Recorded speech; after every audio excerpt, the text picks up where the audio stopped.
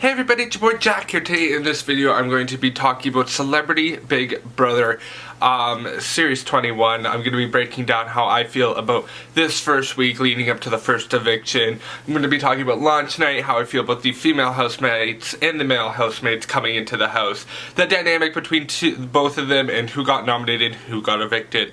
So let's dive into it. So the first people I'm going to be talking about is going to be the female housemates. I really like them. I think it's a really great pick that they had. They have some really great and strong women in the house. You got Ann Widdecombe, who is a politician, to Malika, who's a who's friends with like Khloe Kardashian, who's like a reality TV star in a way.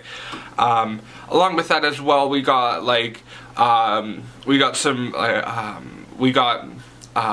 Rachel Johnson, who is a a journalist but is a politician. You got India Willoughby, who is a transgender news reporter, and like just some really great strong women in the house, and that's what I really like about this. And like that's the thing, I really like the women, especially the fact that they let them in early and then they get this really great time to bond. So they have about, I think, 2 or 3 days to bond, like create really good relationships between each other, and then the men come into the house and the dynamic completely shifts.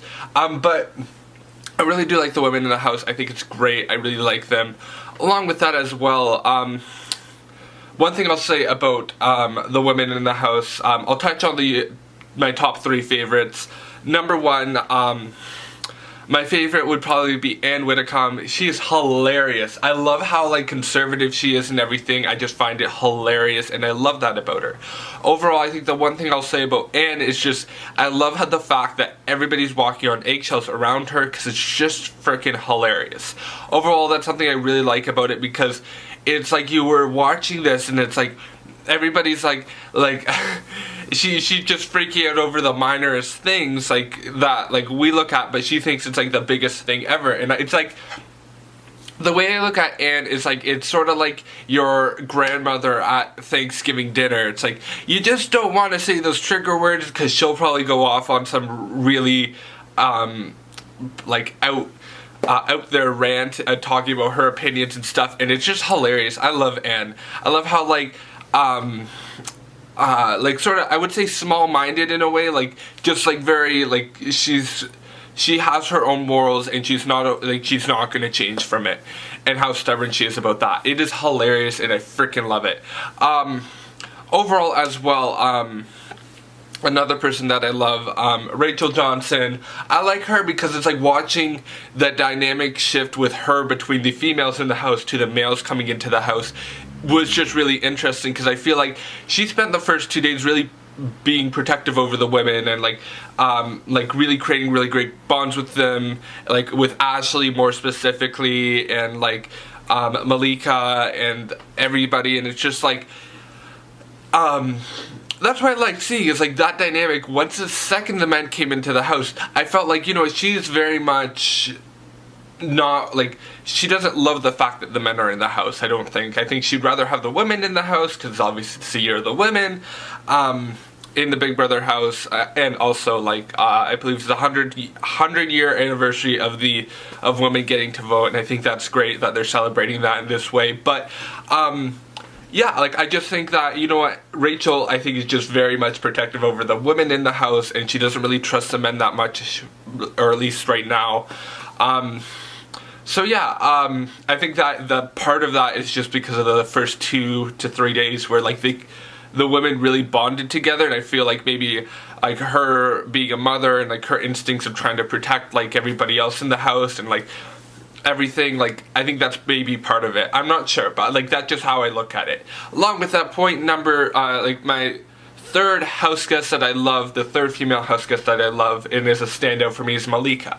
I feel like Malika's really a big standout here because of the fact that, you know what she does that's really great, and what's really interesting about this is the fact that, you know what, is that she is sort of the moral compass for a lot of these female housemates. And that's what I find really interesting. Her being the only American in the house, or like the only female American in the house, she having to adapt the second that she got into the house, and adapting in a way that would be complementary to her like she had to adapt to the UK culture and learn all about that and stuff. And I think that's really what's really great about her. It's like the way that she's adapted. I think socially, she sort of does get along with everybody in a way which is good for her. More specifically, the women. I think come the future, I think a lot of them are going to come up to her and look at her and see if in a way they can do something with her in order like to like they'll look at her as like a moral compass or like someone to come to and trust. That's just how I look at Malika. I think that's the one thing I like about her the most, is the fact that, like, you know, her willingness to come and talk to everybody and everything. But yeah, overall, I like Malika. I think she's going to be one to watch. I think she's going to get along with the male housemates too, compared to Anne and Rachel. I think she's the one that will probably be most fluid between both genders in the house, I think, socially. So yeah. Those are my three favorite female housemates. Let's talk about the male. When the male came, like the male housemates came in, I think the dynamic changed, and it was so great because you give 3 days for the female housemates to really bond and like have their own relationships and everything, develop their own like cliques and everything, and like social bubbles, that kind of thing. The second the men come into the house, it completely changes. I think that's the thing that's great, because you have these really great, strong, powerful women and everything, them having a conversation with each other. And then the second the men come into the house, it just disrupts that greatly, because I feel like a lot of the way the men are trying to get a good relationship with the women in the house, just because, like, that's the name of the game. They need to have some social aspect. They need to start talking to them. Who do they like? Who do they dislike? Who do they trust? Who do they not? Because ultimately, like, both sides need to realize, okay, how to get nominated and how not to get nominated. Like how to sort of stay off the block so they can stay in the house, that kind of thing. And I think that's the one thing I'll say is that's interesting about the men, is that the second that they came into the house, there was a lot of a disruption there, and it was interesting seeing how the relationships changed, more specifically with the women. I think a couple key people like that was really interesting to watch was Anne, Ashley, Rachel, and Jess. I think those like four or five are like the keys that were really interesting to see. Everybody else just sort of adapted in their own way and did their own thing. So yeah. But when it comes to the male housemates, I think the three that stand out for me, firstly is Shane J. I think Shane J is a bit sneaky in a way. I think he realizes that this is a game, and like he's sort of talking about that, and like he's playing the game in a way. Also, I think he's very well liked between both the male and female housemates. Part of it, I think, is just because he's just very friendly, very open with everybody. Another part of it is just because of having India in the house and him really clearing up a lot of the stuff, about gender identity and like India being transgender, because obviously I feel like India was really sensitive about that issue, and it's very personal to her. So I think that like it was great to have Shane J in the house for the men, so they could talk to him about it, so they wouldn't really be trying to annoy India. And like I like that too, because like what I liked about Shane J is like he really was he really did help clarify a lot of the stuff that India was saying to the other housemates, and that's something that I really liked. It's like the two, Shane and India, and like how they sort of talked about like transgender rights and gay rights, and like what's the difference between drag and being transgender and everything. And like I just like that. I think that was just great to have a good conversation. Besides that though, I think Shane is someone like he's someone socially that's very fluid, but I think him and the other person I'm going to be talking about is very much like they're both sort of snaky. Like I don't know, there's just something about him I don't trust. There's something about him I don't like. I think he's playing the game too hard, and I feel like he's going to get caught in a lot of trouble. Along with that as well, leading to person number 2, Wayne. Wayne, I don't trust him as far as I throw him. I could throw him, and like that would be far just knowing how, like his size. He's about and everything. I just, there's something about him that if I was in that house, I would not trust him. I would have nominated him by now.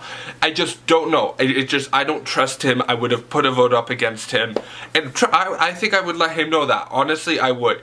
I think there's just something going on there that I just don't feel comfortable with. I think he's hiding something, and I don't know. I just don't get a good vibe off of him. Good read. But he does have his own sort of social relationship, obviously, being an older person, and having a lot of these older people, like older women and like men in the house. I think he's been able to go around socially and everything, but I feel like there's just, I don't know. I don't know. I'm going to have to wait in the upcoming weeks, but there's just something I don't trust about him. So yeah, personally, if I was in that house, he would be my number one target. Number two would probably be Rachel, but like, yeah. But yeah, I just don't trust Wayne. Person number three I'm going to be talking about is Genuine. I really like Genuine. I think Genuine's like a good guy. I think he's playing a really strong social game with Ashley, and like them sort of having a flirtmans, not flirtmans, that kind of thing. Really, really interesting. It's just, I think he's really interesting. I think him and Ashley, their flirtmans is probably going to become a lot more relevant, relevant in the game itself, and like it's becoming more and more of a thing that they're gonna, like, everybody's sort of talking about. And I think it could be really a threat, but like, I don't know. I think Ashley and Genuine are probably going to stay in the house a bit longer. Like, normally showmances last pretty long, so yeah. I don't know. I don't. The read I get off of Genuine is, I could trust him, like, for sure. It's just, I think with a lot of these guys, a lot of them are a lot more like, a lot of the guys are a lot more sort of aligned together in a way.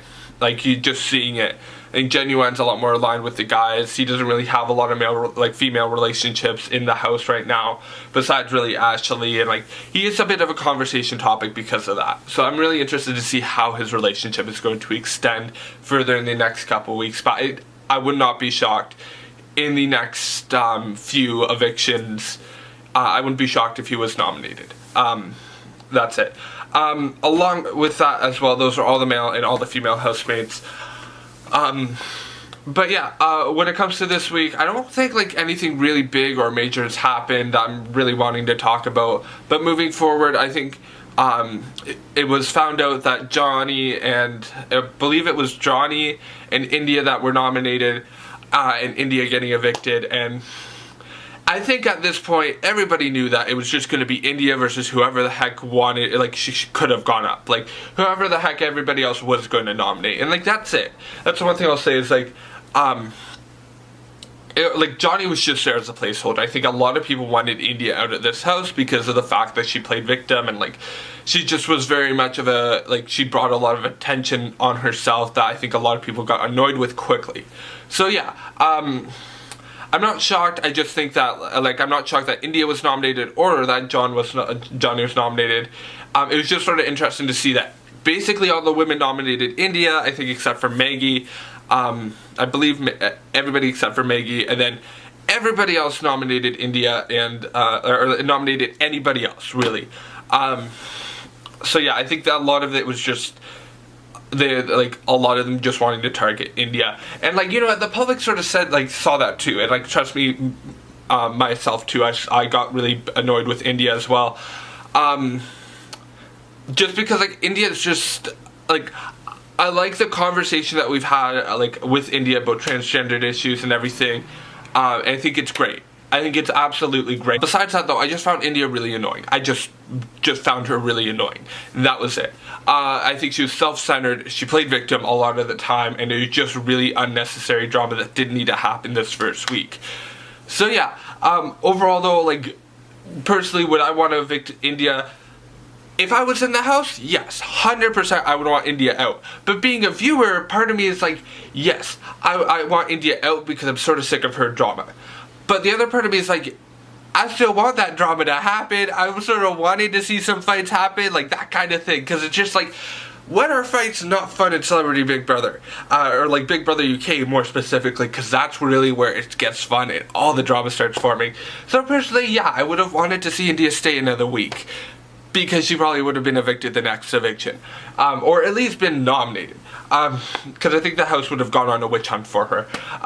But yeah, yeah, like I would have loved to see India stay, but I think it's obvious to basically everybody in the entire public, like in the public, that like it would have been better for the house for her to go. So yeah. Besides that though, let me know what you think about this week, what you think about India being evicted from the Big Brother house. Along with that as well, thank you so much for watching. Feel free to subscribe to the Reality TV Podcast Away. Along with that as well, I'll be talking about Eviction 2 sometime soon. Probably I'll upload it on the Monday. So yeah, thank you so much for watching. My name is Jack Skinner. You have a great night. Thank you so much for watching. Bye!